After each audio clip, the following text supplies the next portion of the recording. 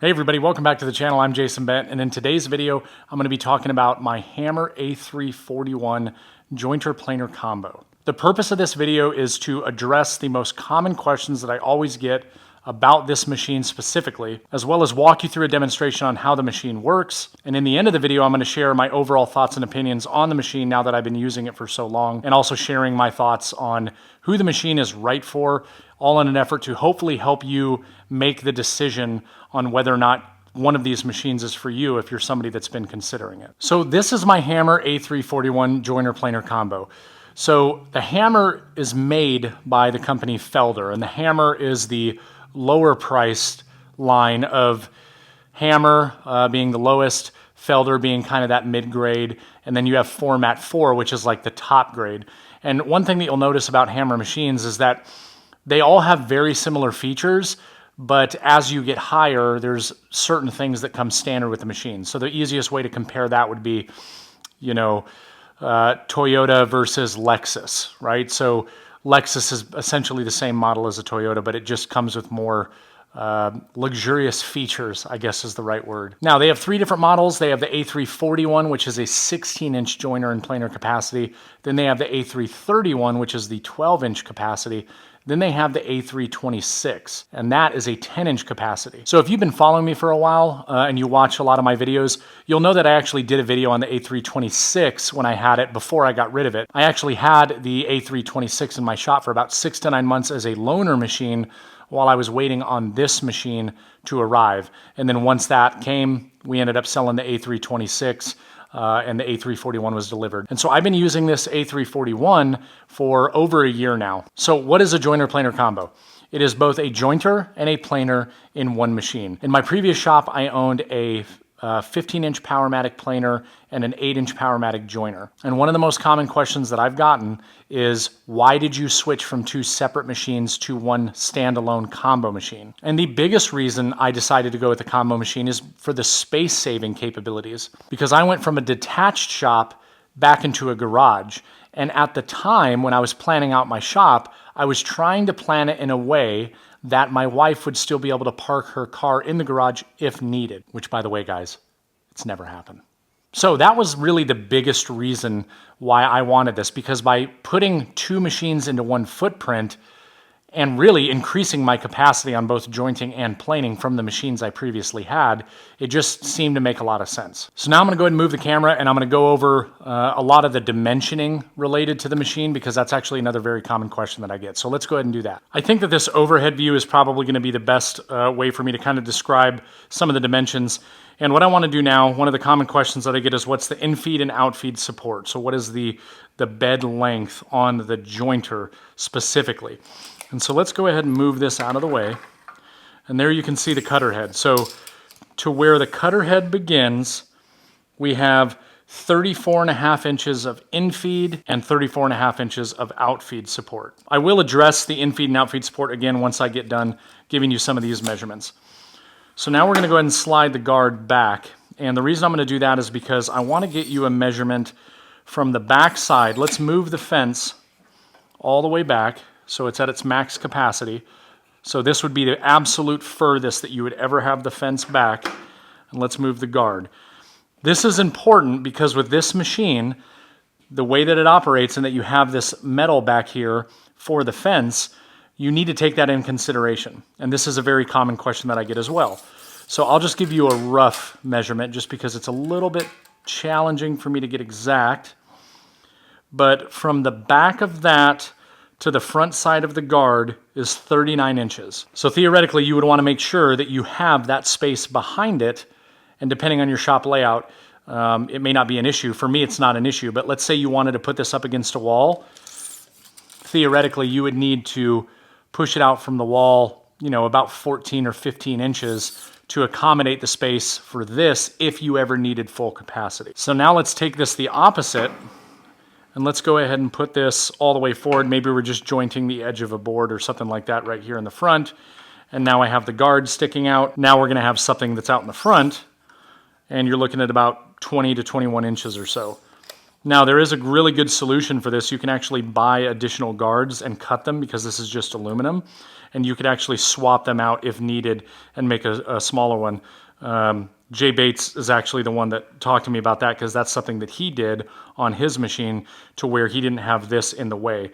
However, I will tell you that this never gets in the way when I'm joining boards because I'm always standing here anyways. And just to give you an idea of the total height of the table, you're looking at around 34 to the top of this in this scenario, up to the top of the blade guard, which is actually raised a little bit right now. You're looking at about 38 inches. And then one other measurement that I get asked about quite a bit is the base structure, and you're looking at about 20, we'll just say 24, and you got about 25 going this direction. Something that I want to point out based on my understanding is that the base on the A3-41, which is their 12-inch model, takes up the same footprint as this one does. What changes is everything on top. The A326 is far smaller than this current machine. Now I did mention that I would discuss the in-feed and out-feed support again real quick, and there is a solution if you need to extend it. And that is done by placing on one of these in-feed or out-feed supports,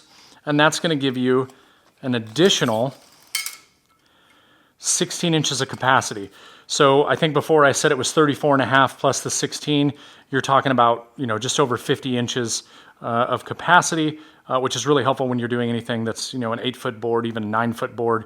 It is really helpful. Now, the cool thing about these is that these can attach on both the in-feed and out-feed side as long as you install one of these rails. They can also easily be removed, and they can also be installed on the outfeed side of the planer. And the big reason I wanted to address this is because another common question that I get has always been, you know, is it worth buying the beds? I will tell you on this machine in my shop, it's very rare that I ever use one of the in-feed or out-feed supports on the A3-41. On the A326, I kept them on all the time. But that was because the bed length was a lot shorter. If I was doing 8-foot long boards a lot, 9-foot long boards a lot, I probably would keep them on there. But now I've removed it again and you can see space-saving abilities. It's just really nice to have that option. Next, I'd like to address the changeover of the machine. This is definitely something that a lot of people are really hesitant to get this machine, to include myself. When I was actually considering this, was the changeover because of the time. So I'm actually gonna walk you through changing this over from a jointer to a planer. And I'm even going to time it on my stopwatch. So as soon as I hit start, I'm going to go ahead and change it over. I'm not going to speed this up or anything.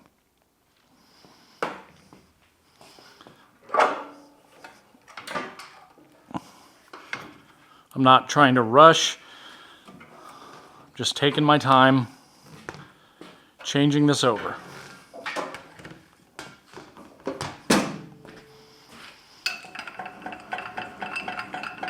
This right here is the thing that takes the longest.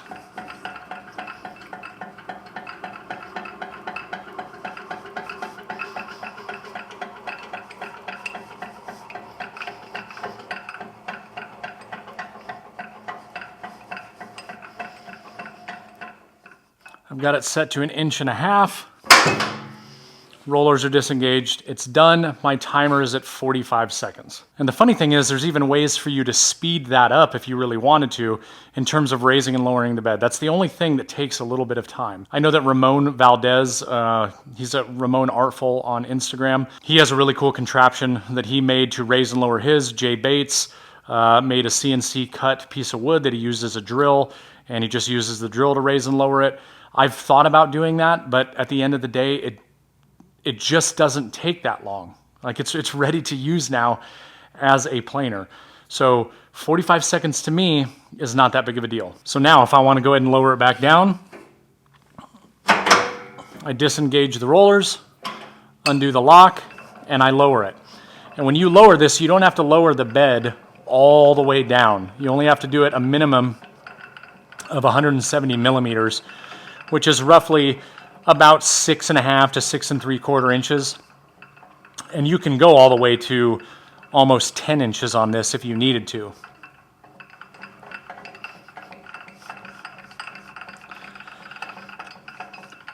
Before I flip this back over, I'm going to bring the camera in and address the next most common thing, and that has to do with the dust collection. People are always wondering how I go about getting the 4-inch hose onto this port, because this port that you see right here is a 5-inch port, and this is what it comes standard with when you order it. Now, when I got mine, I made sure that I asked for a 5-inch to 4-inch reducer, which they do have and they do sell, and you can get it with your machine. And that is my solution to the 5-inch down to 4. This would also be something very easy to make on a CNC. It would be something very easy to make on a 3D printer, as long as you knew the exact outer diameter of this 5-inch port. And the great thing about this, if I don't want to deal with, finagling with the hose, I can just take it off and flip this back over. Now, one feature that I do want to highlight is that there is a safety catch here to stop the beds from moving forward. That little piece of metal right here stops it from falling. And to lower this down, all you do is you simply move it out of the way just a little bit, and then it'll slide. So a view from the side, you can simply do that. And what's great is that this does have a little bit of an assist, so it doesn't slam down, and it makes it, because this is very heavy, so it does make it raising and lowering it very easy. And then all you have to do is lock in your tables. There's 2 handles over here on the side. You simply push them both in and turn them, and once you have them snug, I just barely snug them down a little bit more. You don't want to over tighten them because it can damage the bolts that are underneath. To raise and lower the bed, I think that they have probably the most intuitive, easiest system to manipulate. There's no locks or anything that you have to do. You simply pull this lever, and I'm now at 0, so it's perfectly straight all the way across with a max of 4 millimeters, I believe. And that's all you have to do to adjust it. So if you're making a cut and you realize it's not deep enough, it's very quick to just reach your hand down and bump it down just a little bit more to really get dialed in. That's something that I really like about the adjustability on this machine. The next thing I'm going to highlight is the blade guard. So let's get the fence moved out of the way.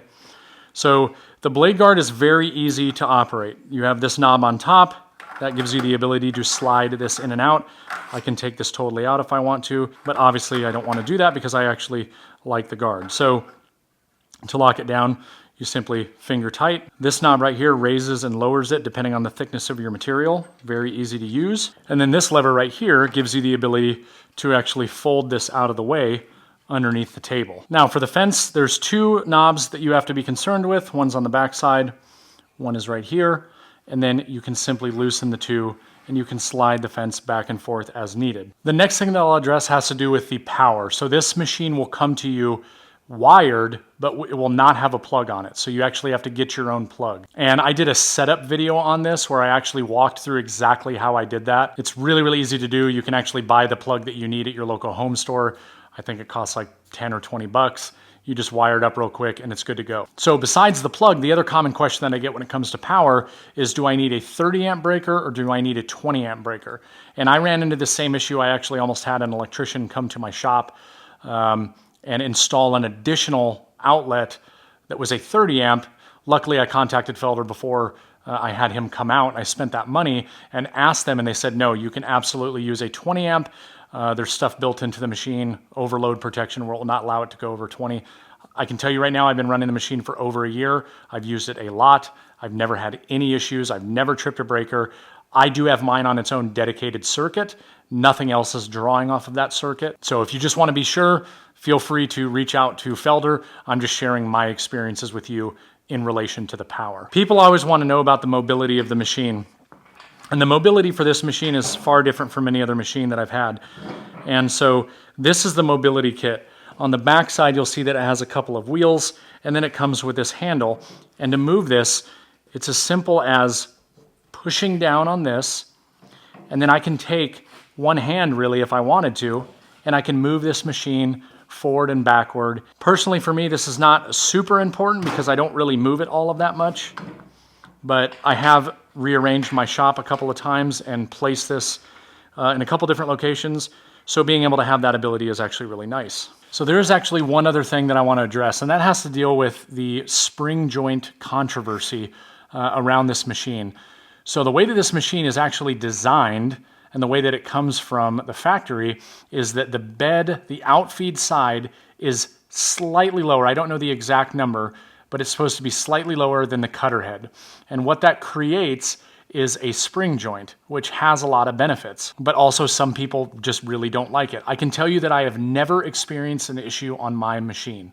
And I've even checked mine to see. And if I can get this to stay, right now I am in perfect contact. As you can see, as I move this, it's not moving the cutter head.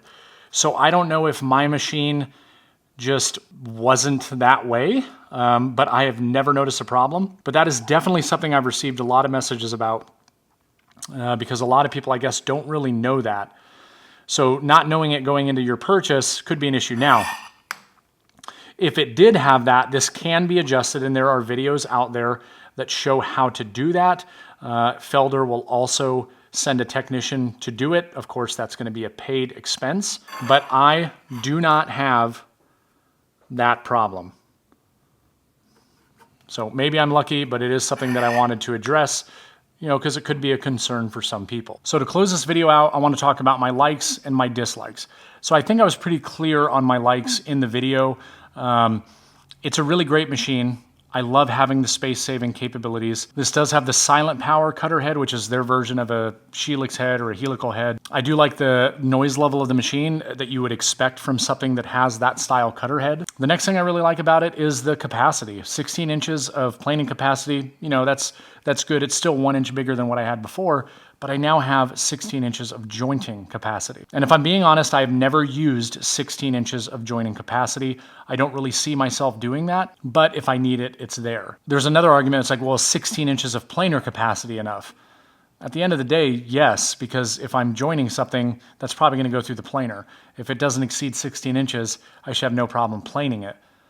The argument on the flip side of that would be if you're running multiple pieces of wood through side by side and then it changes the capacity. Personally, the way that I work in my shop, I never even ran into a problem on the 10-inch model. So now for a couple of the things that I don't really like.